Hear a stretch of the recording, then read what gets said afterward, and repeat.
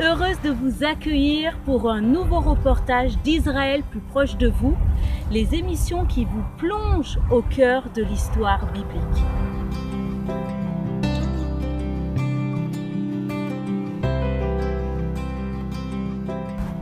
De nos jours, c'est la plus grande ville arabe d'Israël. Elle comptabilise 70% de musulmans et 30% de chrétiens.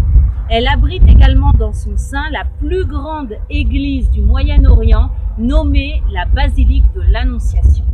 Vous l'avez compris, aujourd'hui nous parlerons de Nazareth.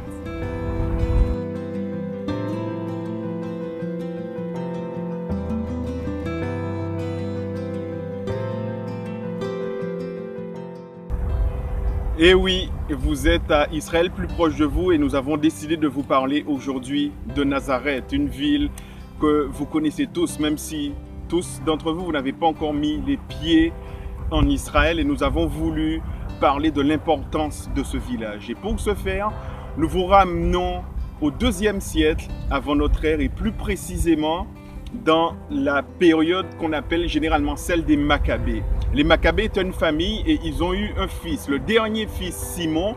En l'an moins 143 avant notre ère, il fait une usurpation du trône de David en se proclamant roi.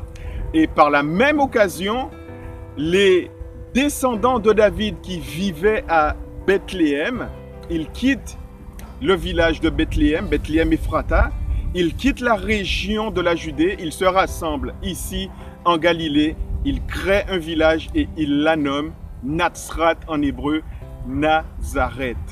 Alors, pourquoi parle-t-on d'usurpation? Tout simplement parce que dans la Bible, Dieu, il dit qui pouvait prétendre à la royauté. C'est uniquement les membres de la tribu de Juda et par la même occasion qui étaient descendants du roi David. Chose que n'était ni Simon, ni même la famille des Maccabées. Alors, cet événement s'est passé, comme je l'ai dit, au 2e siècle avant notre ère, et ça nous aide à comprendre deux récits, deux passages que nous retrouvons dans les évangiles. Le premier passage, c'est la remarque de Nathanaël. On lui dit, viens Nathanaël, nous avons trouvé celui dont Moïse et les prophètes ont écrit, Jésus de Nazareth. Qu'est-ce qu'il dit Nathanaël? Peut-il sortir quelque chose de bon de Nazareth? Cette remarque de Nathanaël ne stipulait pas, ne faisait pas référence au caractère plutôt insignifiant du village de Nazareth à l'époque, mais bien sur le statut des habitants. Ce n'est pas pareil. Donc les habitants de Nazareth, bien qu'étant de lignée royale des descendants de David, ils avaient été écartés par les Maccabées et ils vivaient en retrait du pouvoir et du gouvernement à l'époque. Donc c'est ce que Nathanaël veut dire par cette remarque. Deuxième passage, c'est le récit qui a trait à Marie et Joseph qui doivent quitter Nazareth pour se rendre de l'autre côté du pays, donc à Bethléem, pour se faire recenser. Pourquoi une femme enceinte? Quand je me suis converti au début, je lisais ma Bible et je me disais, mais pourquoi une femme enceinte, quasiment sur le point d'accoucher, a dû faire plusieurs centaines de kilomètres pour un recensement? À l'époque, c'est un voyage qui durait plusieurs jours qu'on effectuait à Dodane. Mais tout simplement parce que les Romains à l'époque, ils avaient promulgué une loi qui disait que tout citoyen devait se faire recenser dans sa ville d'origine, sa ville natale. Donc le fait que Marie et Joseph ont dû quitter Nazareth pour se faire recenser à Bethléem, nous annonce, nous révèle en fait qu'ils étaient originaires de Bethléem et qu'ils étaient donc par la même occasion des descendants de cette première génération, donc au 2e siècle avant notre ère, qui ont quitté Bethléem pour venir ici créer le village où ils habitaient. Donc vous voyez les amis, l'usurpation du trône de David et la promulgation de la loi par les Romains nous aident à comprendre un peu pourquoi Nazareth avait revêtu une importance à l'époque et par la même occasion pourquoi elle était controversée auprès d'autres juifs à l'époque.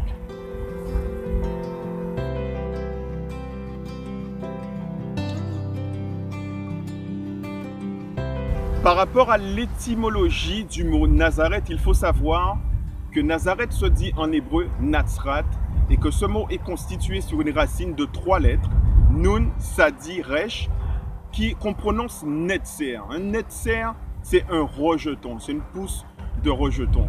Donc le fait que cette ville ait été nommée par les descendants du roi David du nom de Natsrat, donc rejeton, nous donne comme une confession de foi, c'est une déclaration, même une proclamation, pouvons-nous dire, de cette génération qui a voulu appeler cette ville de ce nom. En quoi ça nous concerne? Il faut savoir que chrétien se dit en hébreu un notsri et que notsri vient aussi de la même racine que netzer, sauf qu'il est vocalisé différemment. D'accord? En français, nous avons du coup 3 mots. Rejeton, chrétien et Nazareth, qui a priori, on se dit en français, il n'y a aucune similitude, ça ne provient pas de la même racine. Mais ce n'est pas du tout le cas en hébreu, parce qu'au risque de me répéter, un netzer, rejeton, notsri, chrétien et natsrat, Nazareth, est issu de la seule et même racine, le netzer en hébreu. Que pouvons-nous retenir de cela? Et ça va être mon point final par rapport à cette partie. C'est chrétien, encore une fois, gardez à l'esprit les amis que chrétien vient du mot hébraïque notsri. D'accord? Et qui appelait-on à l'époque un notsri? C'était quelqu'un qui croyait et qui suivait l'homme de Nazareth issu de la descendance de David.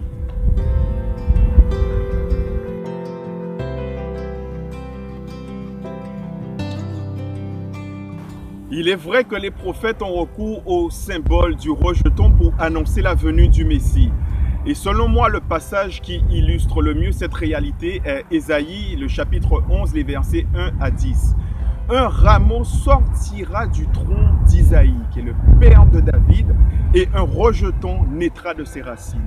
Le verset 10 nous dit que ce même rejeton sera une bannière pour les peuples, que les nations se tourneront vers lui et que la gloire sera sa demeure.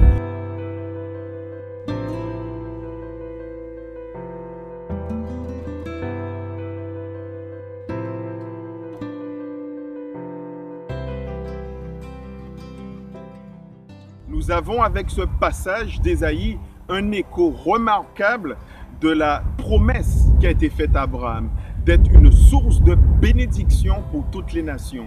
Ésaïe, lui, nous donne un complément d'information car il personnifie cette source de bénédiction et il voit cet accomplissement en grande partie dans la personne donc de Jésus. L'apôtre Paul, dans le livre de Romains, les chapitres 15, 8 à 12, va dans le même sens que le prophète Ésaïe.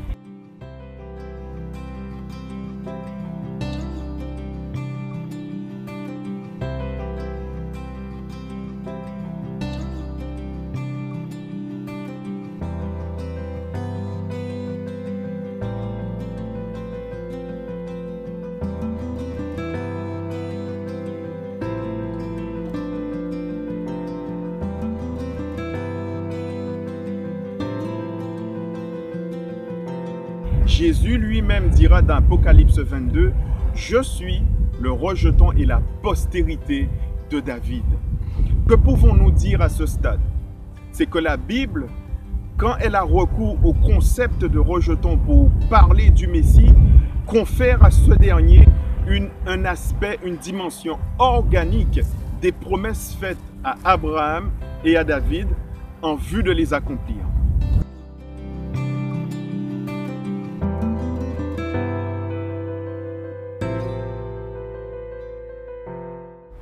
Le reportage de Nazareth touche à sa fin, mais on se retrouve très vite les amis. Je vous dis à très bientôt à Nazareth.